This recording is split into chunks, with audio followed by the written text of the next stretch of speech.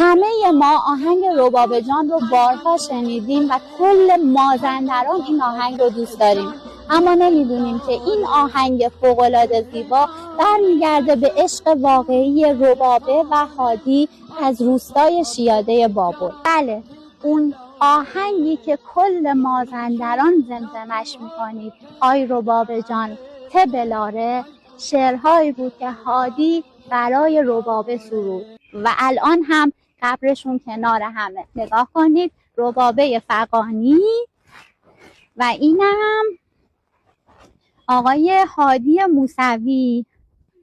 اینجا یه چیزی نوشته، اشاق معروف مازندران از روستای شیاده. هادی یک جوان شاعری بود که عاشق ربابه بود، اما از یک خانواده ضعیف. اما ربابه دختر حسن خان فغانی، یکی از زمینداران بزرگ شیاده بود که به هیچ وجه حاضر نبود دخترش رو به هادی بده. ربابه از عشق آتشین هادی 12 سال خودش رو در منزل زندانی میکنه و به خواستگاران متعددش ندیده جواب رد میده و پای عشقش به هادی میسته. سرانجام چرخ برمیگرده و خواهر کوچکتر هادی به نام آسیه همسر حاج داداش قلی یکی از خیران بزرگ مازندران میشه و ایشون واسطه ازدواج بین هادی و ربابه میشه و به پدر ربابه حسن خان فغانی میگه وقتی مانع عشق پاک و واقعی این دو جوان میشی خیلی گناه میکنی.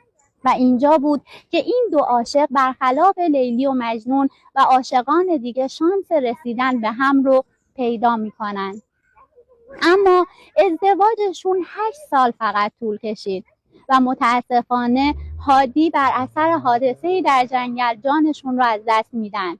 حاصل ازدواجشون 4 فرزند بود که ربابه بعد از مرگ پدرشون شعرهای هادی رو برای بچه‌هاش زمزمه میکنه و بعد از مرگ ربابه اشعارش چاپ میشه.